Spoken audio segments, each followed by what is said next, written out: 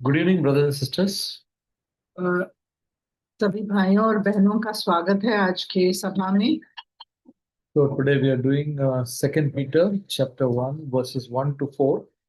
आज जो है हम दूसरा पत्रस का पहला अध्याय उसका पहले वचन से चौथे वचन तक का अध्ययन करेंगे। So here Peter addresses himself as Simon Peter, a bond servant of. We'll read verse 1. Simon Peter, a bond servant and apostle of Jesus Christ, to those who have received a faith of the same kind as ours, by the righteousness of our God and Savior Jesus Christ. शमौन पतरस की ओर से जो यीशु मसीह का दास और प्रेरित है, उन लोगों के नाम जिन्होंने हमारे परमेश्वर और उद्धारकर्ता यीशु मसीह की धार्मिकता द्वारा हमारे समान बहुमूल्य विश्वास प्राप्त किया है।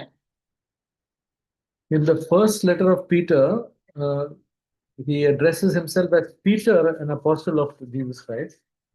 जो पहला पत्रस का जो पत्र जो प्रेरित पत्रस ने लिखा, उसमें वो अपने आप को पत्रस की ओर से करके वो संबोधित करते हैं लोगों को। In this in the second letter, this is the second letter, he addresses himself as Simon Peter. Simon was his first name.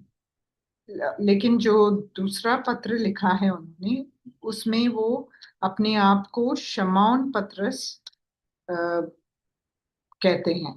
And then he says, Simon Peter, a bond servant. और फिर वो कहते हैं जो यीशु मसीह का दास। So he says that he is a bond servant of Jesus Christ. तो वो कहते हैं कि वो यीशु मसीह के दास हैं। So what is a bond servant? तो बॉन्ड दास का मतलब क्या है? We've spoken about this before also. It's very useful to know this. तो इसके बारे में मैंने पहले भी बताया है और ये बहुत ही उपयोगी एक बात है हमारे लिए। So we also can be bond servants of Jesus Christ. और हम भी यीशु मसीह के दास बन सकते हैं। So, to know about what is a bond servant, we can look at Exodus chapter 21. हम इसका अर्थ समझने के लिए हम निर्गमन का 21वां अध्याय देखें। So I hope we can all open up to Exodus chapter 21. Brothers, by the way, brothers and sisters, by the way, this is a Bible study. I hope and we are going verse by verse. So I hope all of you have your Bibles. It is not a message, as I've been repeatedly telling. तो So please refer to the Bible. जैसे कि मैंने बार बार दोहराया है कि यह एक अध्ययन है और प्रचार नहीं है, इसलिए आप सब अपनी बाइबल को खोलकर उसे पढ़ें। So in Exodus chapter 21, we read about slaves, how the Israelites, how they have to deal with the slaves. और निर्गमन का 21वां अध्याय में यहाँ बताया गया है कि इजरायलियों को अपने दासों के साथ कैसे व्यवहार करना चाहिए।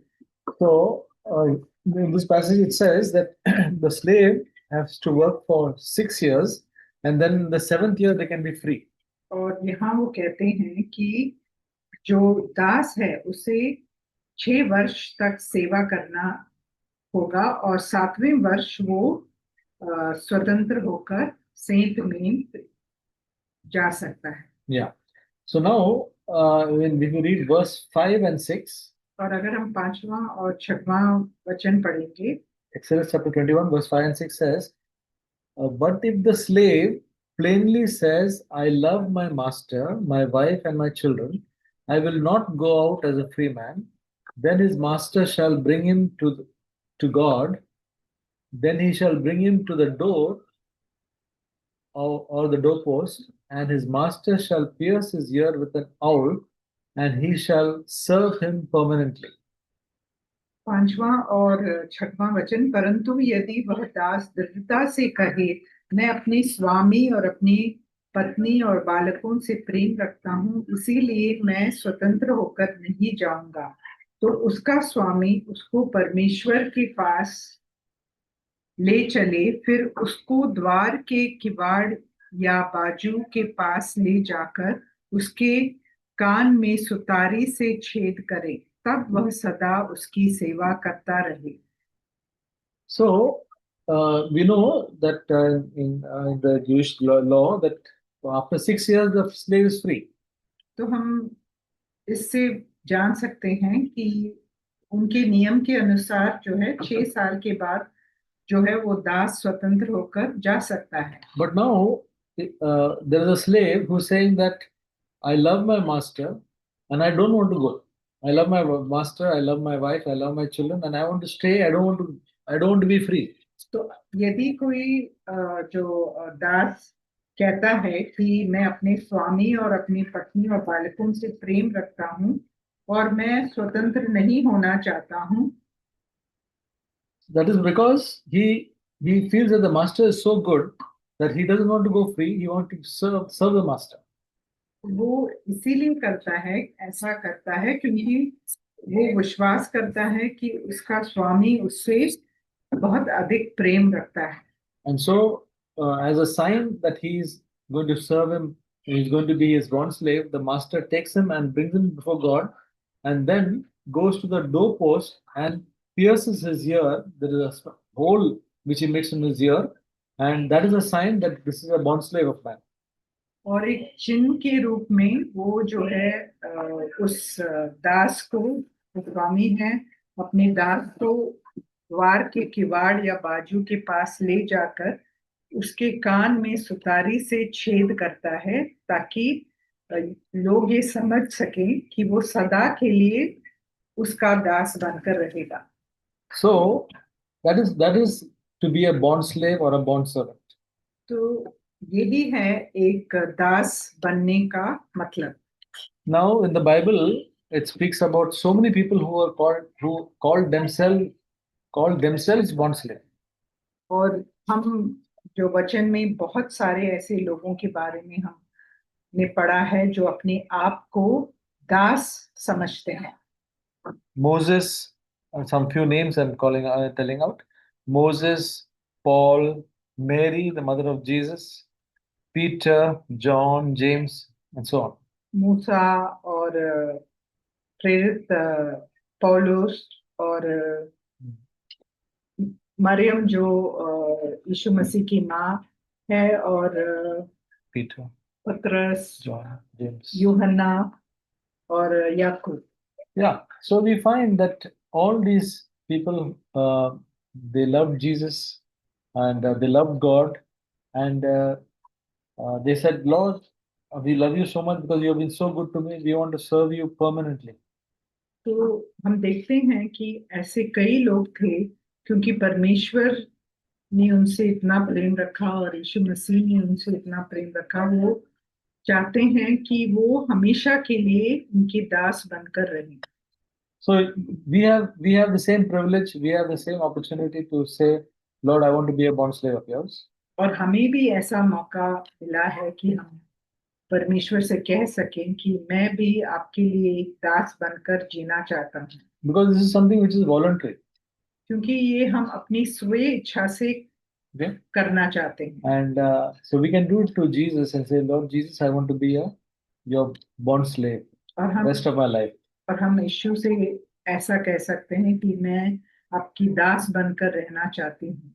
So Peter was a bond servant of Jesus Christ. तो शमौन पतरस जो हैं वो यीशु मसीह के दास बनकर रहे, And he was also an apostle of Jesus Christ. He was chosen by Jesus to be an apostle. और वो एक प्रेरित हैं। प्रेरित का मतलब है कि जो यीशु मसीह द्वारा चुना गया है। We cannot make, he cannot make himself an apostle. वो अपने आप को एक प्रेरित नहीं बना सकता है। Right? So this is all commissioned by God. ये जो है परमेश्वर द्वारा चुने गए हैं। So all these things, the service for God, when God commissions us, that is the best thing. जब परमेश्वर हमें चुनता है तब ये एक बहुत ही उचित पद है। Yeah.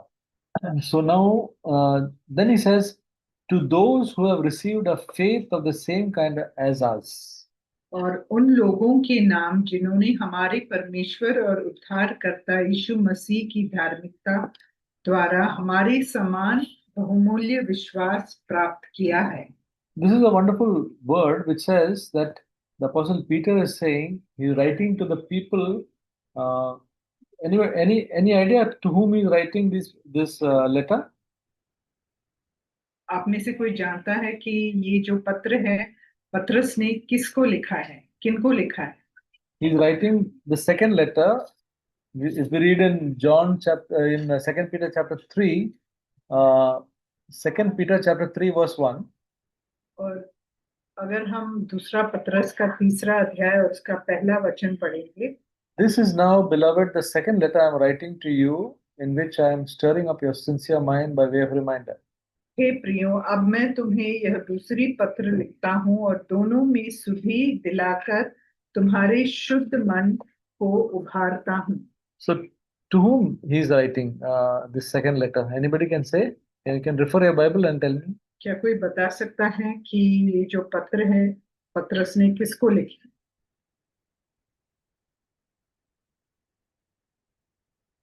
Please feel free to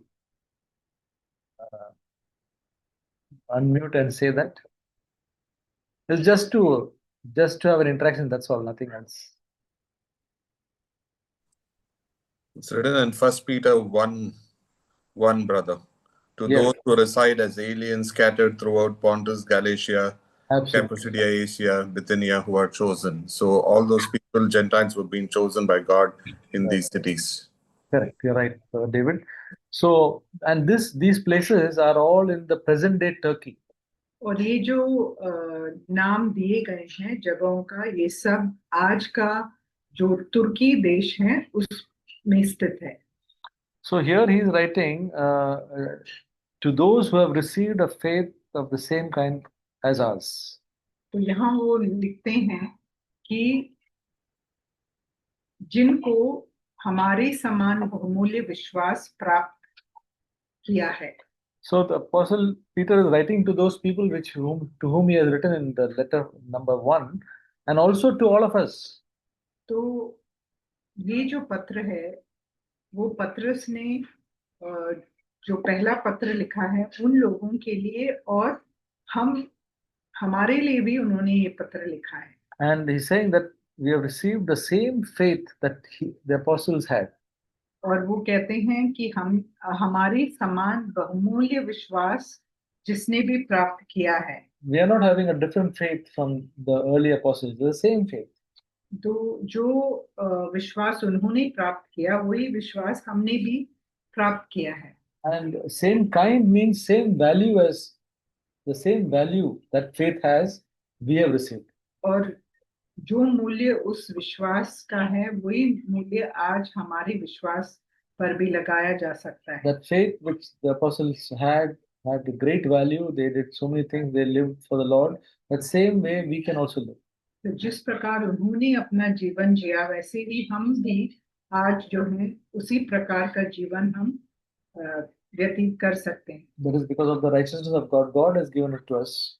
वो जो है परमेश्वर ने अपनी धार्मिकता हमें दी है, इसके कारण। We'll read verse 2. और दूसरा वचन, Grace and peace be multiplied to you in the knowledge of God and of Jesus our Lord. परमेश्वर की और हमारे प्रभु यीशु की पहचान के द्वारा अनुग्रह और शांति तुम में बहुतायत से बढ़ती जाए। This sort of greeting, the apostles, even Paul also did that in his letters. Grace and peace be multiplied. इस प्रकार का जो ग्रीटिंग है, वो हम देखते हैं कि प्रेरित पौलुस ने भी लोगों को दिया। Because these are two very important factors in the Christian life. क्योंकि ये बहुत ही महत्वपूर्ण बात है क्रिस्ती जीवन। Grace is required for us in our Christian life to walk with the Lord. अनुग्रह हम सब के लिए जरूरी है कि हम यीशु मसीह के साथ चल पाएं। To be an overcomer and to live Christ-like, we need grace. और यीशु मसीह के समान जीवन अगर हमें जीना है, तो हमें अनुग्रह की जरूरत है। we should not fall short of the grace of God. और हम उस अनुग्रह से हमें पीछे नहीं हटना चाहिए, For that will cause us to sin, and we will be in a terrible condition when grace of God is not there with us. जब परमेश्वर का अनुग्रह हमारे ऊपर नहीं रहेगा तो हम पाप में आसानी से गिर सकते हैं। One of the persons who fell short of grace mentioned is this one, Esau. हम ईसौ के बारे में हमने पढ़ा है कि वो जो है अनुग्रह से गिर गए थे। Esau fell short of the grace of God. It says in verse Hebrews chapter 12 verse 15. इब्रानियों का 12वां अध्याय और उसका 15वां वचन। See to it that no one comes short of the grace of God, that no root of bitterness springing up causes trouble, and by it many be defiled. ध्यान से देखते रहो, ऐसा ना हो कि कोई परमेश्वर के अनुग्रह से वंचित रह जाए या कोई कड़वी जड़ फूट कर कष्ट दे और उसके द्वारा बहुत से लोग अशुद्ध हो जाएं। That there be no, verse 16, that there be no immoral or godless person like Esau who sold his own birthright for a single meal. ऐसा ना हो कि कोई जन व्यभिचारी या एसाव के समान अधर्मी हो, जिसने एक बार के भोजन के बदले अपने पहलौटे होने का पद बेच डाला। So brothers and sisters, the grace of God is very important in our life. तो इसीलिए हम जानते हैं कि परमेश्वर का अनुग्रह हमारे लिए बहुत ही महत्वपूर्ण है। And it speaks about Jesus, he was full of grace and truth. और यीशु मसीह के बारे में कहा गया है कि वो जो है पूरी तरह जो है अनुग्रह और सच्चाई से परिपूर्ण थे। And how do we get, and what is the grace? Grace is the enabling power which God gives to live according to his will. तो अनुग्रह का मतलब है कि जो सामर्थ परमेश्वर से हमें उपलब्ध होता है ताकि हम उनकी इच्छा के अनुसार जी पाएं, So that we will not fall into sin, that we will overcome sin. ताकि हम पाप में ना गिरें। Sin shall not have dominion over us because we are not under law but under grace. और जो पाप हमारे ऊपर प्रभुता ना करे, क्योंकि हम अभी जो है पाप के अधीन नहीं लेकिन अनुग्रह के अधीन रहते हैं। See, when we have this unforgiveness, root of bitterness, and anger, and any type of sin which is working in our life, it is only because the grace of God is lacking. और अगर हमारे अंदर क्रोध या जो है कड़वाहट, ये सब बातें हमारे अंदर कार्य कर रही हैं, ये इसीलिए है क्योंकि अनुग्रह जो है हमारे परमेश्वर का अनुग्रह से हम वंचित हैं। And we get grace when we humble ourselves. और हमें जो अनुग्रह तब उपलब्ध होता है जब हम अपने आप को नम्र करते हैं। Yeah. So we read that grace and peace be multiplied. तो इसीलिए यहाँ लिखा गया है कि अनुग्रह और शांति तुम में बहुतायत से बढ़ती जाए। And the second one is peace. Peace is also from Jesus. शांति भी यीशु मसीह से हमें प्राप्त होता है। It says in Isaiah 9:6 that he is the Prince of Peace. क्योंकि यशाया की पुस्तक 9वां अध्याय और उसके 6वें वचन में कहा गया है कि यीशु मसीह जो है शांति के राजकुमार हैं। So when we are walking with the Lord, the peace of God will be upon us. अगर हम यीशु मसीह के साथ चल रहे हैं तो परमेश्वर का जो शांति है वो हम पर बनाए रहेगा। If there is no peace, our minds and our heart will be always troubled. अगर हमारे अंदर शांति नहीं है तो हम हमेशा जो है घबराए हुए रहे हैं। So there is a verse which has been a blessing to me in Proverbs. और नीति वचन से मैं एक वचन बांटना चाहता हूँ। Proverbs, I think it is chapter 3. तीसरा अध्याय,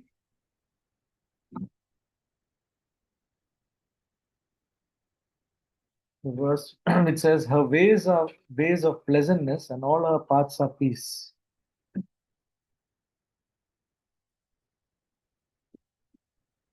Anybody can find that verse? 70, Yeah. 37. Proverbs 3:17. Her ways are pleasant ways, and all her paths are peace. और नीति वचन तीसरा अध्याय और उसका 17वां वचन, उसके मार्ग आनंददायक हैं और उसके सब मार्ग कुशल के हैं. That means every path which is of God will be a path of peace. तो इसका ये मतलब है कि जो भी मार्ग परमेश्वर की ओर से है वो शांति से भरा हुआ होगा. And where there is no peace, then there is something definitely wrong in that. तो अगर शांति की कमी है तो इसका मतलब कि कुछ घटी है उधर. So he says, grace and peace be multiplied to you. इसीलिए फिर पौलुस कहते हैं कि अनुग्रह और शांति तुम में बहुतायत से बढ़ती जाए. This is a prayer that we can do for one another, and when we visit homes, we can pray that the grace and peace will be multiplied in that home. तो हम एक दूसरे के लिए इस बात के लिए हम प्रार्थना कर सकते हैं, और जब भी हम किसी के घर जाते हैं तो वहां भी हम यही इच्छा करें कि उस जगह में भी अनुग्रह और शांति बहुतायत से बढ़ती जाए. And the grace and peace should be multiplied in the knowledge of God and Jesus Christ and our Lord Jesus Christ. और ये जो अनुग्रह और शांति है वो परमेश्वर के ज्ञान और यीशु मसीह के ज्ञान में बढ़ती जाए. So we must also grow in the knowledge of God in our life. और हमें जो है परमेश्वर की जो पहचान या ज्ञान है उसमें भी हमें बढ़ोतरी दिखनी चाहिए हमारे जीवन में. When we know God more and more, then we have the knowledge of God more. जब हम अपने जो मसीह जीवन में बढ़ते जाएंगे तो हमारी जो पहचान या ज्ञान है यीशु मसीह के बारे में वो भी बढ़ती जाएगी. About the knowledge, we can read on verse in Ephesians chapter 1, verse 17. और ज्ञान के बारे में हम इफिसियों का पहला अध्याय उसके 17वां वचन में पढ़ सकते हैं. Ephesians 1:17, it says that the God of our Lord Jesus Christ, the Father of glory, may give to you a spirit of wisdom and revelation in the knowledge of Him. कि हमारे प्रभु यीशु मसीह का परमेश्वर जो महिमा का पिता है तुम्हें अपनी पहचान में ज्ञान और प्रकाश की आत्मा दे. So grace and peace and the knowledge of God is very much needed in our life. तो अनुग्रह, शांति और परमेश्वर की जो ज्ञान है वो ये तीनों बातें जो हमारे जीवन में बहुत ही महत्वपूर्ण है.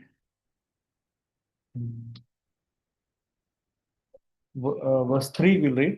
और तीसरा वचन, Seeing that his divine power has granted to us everything pertaining to life and godliness through the true knowledge of him who called us by his own glory and excellence.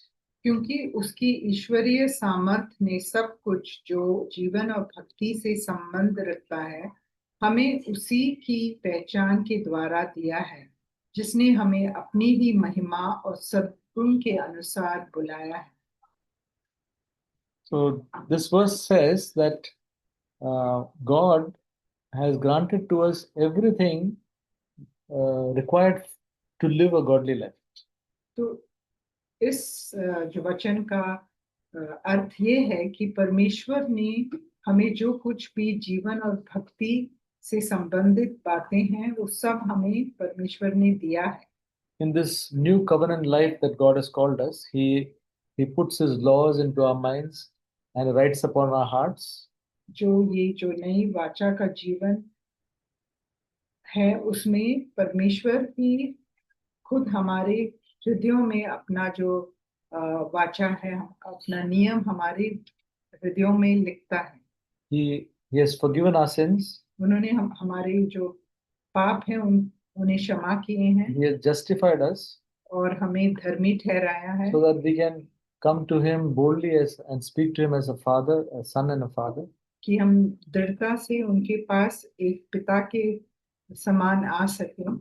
He has given us the Holy Spirit to be our guide and comforter. और जो पवित्र आत्मा है वो हमें एक अगुवाई करते हैं हमारा, And then He has given us grace so that we can walk this way. और हमें अनुग्रह दिया है कि हम इस रास्ते पर चल पाएं। So God has provided everything for us to live a godly life. तो परमेश्वर ने ही सब बातों का प्रबंध किया है कि हम अपना जो एक ईश्वरीय जीवन जी सके। So whatever the Word of God says, and God wants us, as He has written in His Word, He has made provision for that for all of us. जो भी परमेश्वर हमसे चाहता है कि हम अपना जीवन इस प्रकार जिए, उसके लिए जो भी जो संसाधन है वो सब परमेश्वर ने ही हमारे लिए उपलब्ध किया है। So we cannot say that, oh, now, to live this life, Christian life is so difficult. I know this is not available, that is not available. We cannot say, because God has provided everything more than what we need. He has provided for us. तो इस वचन के अनुसार जो भी हमें जरूरी है वो सब बातें परमेश्वर ने ही हमारे लिए प्रबंध किया है। तो हम इस कारण शिकायत नहीं कर सकते कि मेरे पास ये नहीं है या वो नहीं है, ऐसा मैं नहीं चल सकता हूँ। तो क्योंकि परमेश्वर ने इसका प्रबंध किया है। How many of us agree to this? How many of us can say amen that God has provided everything to live a godly life? तो क्या हम सब भी कह सकते हैं कि परमेश्वर ने सच में हमारे लिए सब जो है प्रबंध उन्होंने किया है? And through the true knowledge, through the true knowledge of Him, और उनकी जो पहचान के द्वारा दिया है। see this, we must have a hunger and thirst to know Him more. और हमारे अंदर एक भूख और प्यास होनी चाहिए कि हम परमेश्वर को और जानें। We have come to know Him personally, but there should be a continuous thirst till the end of our life to know Him more. तो हमने व्यक्तिगत रूप से परमेश्वर को जाना है, लेकिन हमारे अंदर वो प्यास और भूख होनी चाहिए हमारे जीवन के अंत तक रहे। So that only will make the Christian life progress and bring fulfillment in our life. तो ये बात जो है हमारी मसीही जीवन में हम इसके कारण हम प्रगति कर पाएंगे और हम संतुष्टि भी पाएंगे। There is a word and an example for us to follow, that is in Philippians chapter 3. फिलिपियों का 3 अध्याय में हम एक उदाहरण हम देख सकते हैं। The example of the Apostle Paul. प्रेरित पौलुस का उदाहरण। He says, कहते हैं, he says from verse 8 to, we'll read from verse 8 and verse 10. और हम फिलिपियों 3 अध्याय का 8 और 10 से पढ़ेंगे। More than that, I count all things to be loss in view of the surpassing value of knowing Christ Jesus, my Lord, for whom I have suffered the loss of all things and count them but rubbish, so that I may gain Christ. And verse 10 says, that I may know Him and the power of His resurrection and the fellowship of His sufferings, being conformed to His death. वरन मैं अपने प्रभु मसीह यीशु की पहचान की उत्तमता के कारण सब बातों को हानि समझता हूँ, जिनके कारण मैंने सब वस्तुओं की हानि उठाई और उन्हें कूड़ा समझता हूँ, जिससे मैं मसीह को प्राप्त करूं। और 10वां वचन, ताकि मैं उसको और उसके मृत्युंजय की सामर्थ्य को और उसके साथ दुखों में सहभागी होने के मर्म को जानूं और उसकी मृत्यु की समाप्ता को प्राप्त करूं। And the knowledge of Him is just not to increase some theological knowledge or some, where we can discuss and all that. Not that. The knowledge of Him is so that we would become more like Him. और उनकी जो जो यीशु मसीह की जो पहचान है वो सिर्फ हमारे हमारे एक ज्ञान को बढ़ाने और उसके बारे में वाद विवाद करने के लिए नहीं, लेकिन इसीलिए है ताकि हम अ, यीशु मसीह के समान बन पाए। He has called us to His own glory and excellence. उन्होंने हमें अपने खुद की जो महिमा है और सद्गुण के अनुसार हमें बुलाया है। That means the person who says, "I know God more and more," there will be a transformation in his life also. तो इसका ये मतलब है जो कहता है कि मैं परमेश्वर को पहचानता हूँ या जानता हूँ, उनके जीवन में जो है एक बदलावट या अ, हम देख पाएंगे। Others, it will be like, as the word of God says, knowledge puffs up, knowledge puffs, but love edifies. तो जिस प्रकार वो वचन है जो कहता है कि ज्ञान से ज्ञान जो है हमें घमंडी बनाता है, लेकिन जो प्रेम है वो हमें हमारा निर्माण करता है। But this is is a true knowledge of Him, which makes us conform, which leads us to His own glory and His excellence. तो ये ज्ञान जो है ये हमें जो परमेश्वर की महिमा और सद्गुण के अनुसार हमें बनाता है। Now we'll read verse 4, और चौथा वचन, and this is a tremendous verse, और एक बहुत ही अद्भुत वचन है which should be a blessing to us. जो हमारे लिए आशीष का कारण है।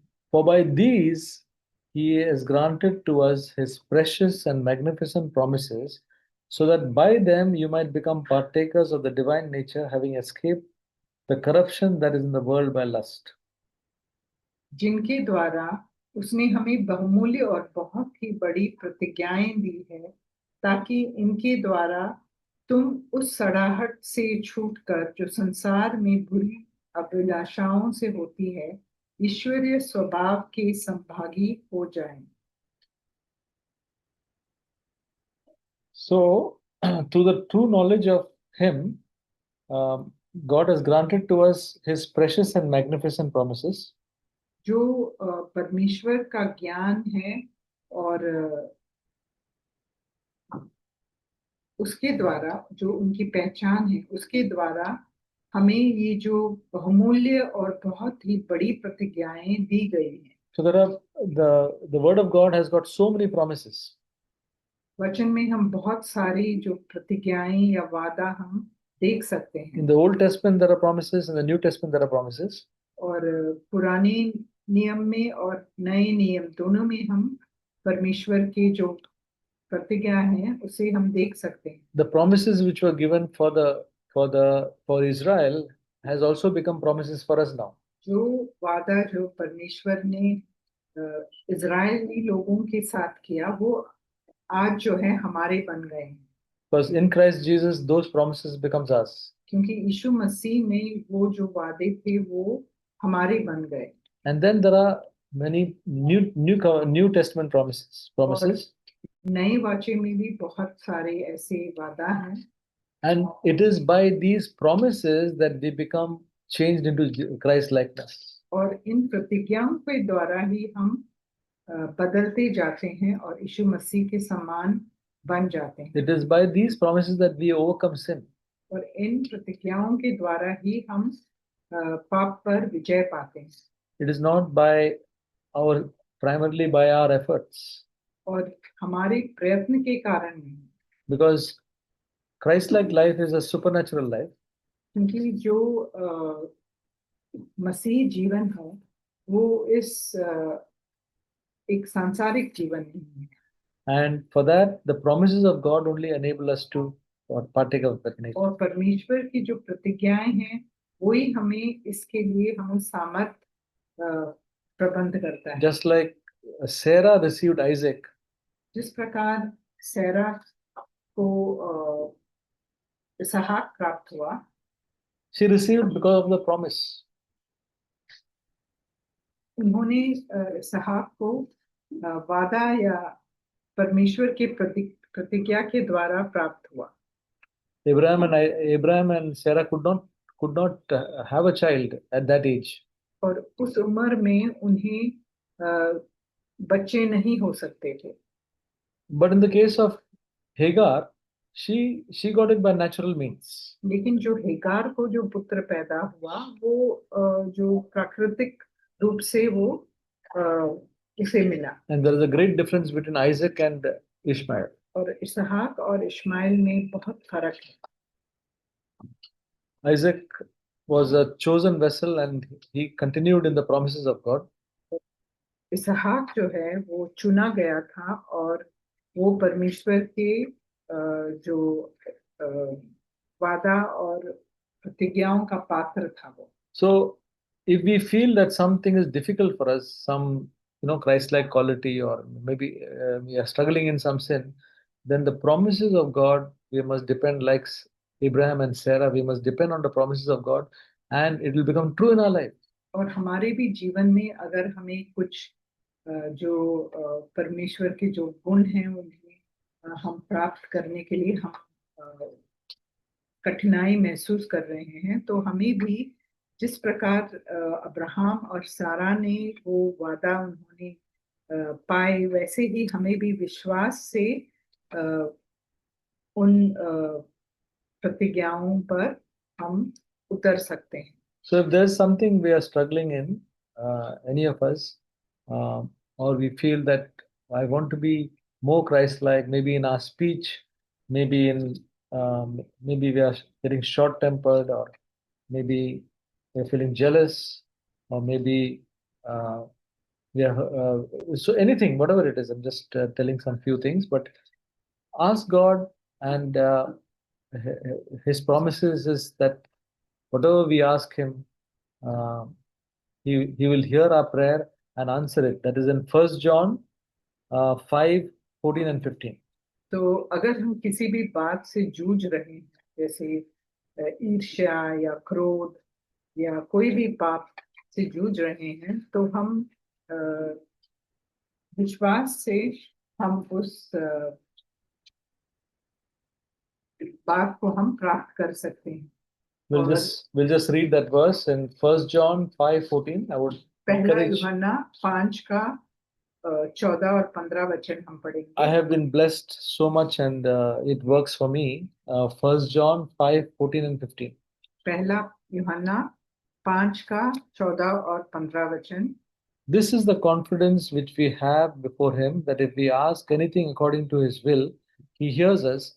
And if we know that He hears us in whatever we ask, we know that we have the request which we have asked from Him. और हमें उसके सामने जो हियाव होता है वह यह है कि यदि हम उसकी इच्छा के अनुसार कुछ मांगते हैं तो वो हमारी सुनता है। जब हम जानते हैं कि जो कुछ हम मांगते हैं वह हमारी सुनता है, तो यह भी जानते हैं कि जो कुछ हमने उससे मांगा वो पाया है। Yeah, so this is one of the wonderful promises, which is the magnificent promises. तो ये एक ऐसा एक बहुत ही महत्वपूर्ण जो वादा है जो परमेश्वर ने हमें दिया है वो है by which we can partake of the divine nature. और इसके द्वारा हम उस ईश्वरीय स्वभाव के हम सहभागी हो सकते हैं। This is the only way to partake of the divine nature. और ये एक ही तरीका है जिससे हम उस ईश्वरीय स्वभाव के सहभागी हो सकते हैं। By the promises of God. और वो है परमेश्वर के प्रतिज्ञाओं के द्वारा। So may God help each one of us, and we'll continue next time. और परमेश्वर हम सबको अनुग्रह दे और अगले बार हम जो बाकी के वचन है उसका अध्ययन करें।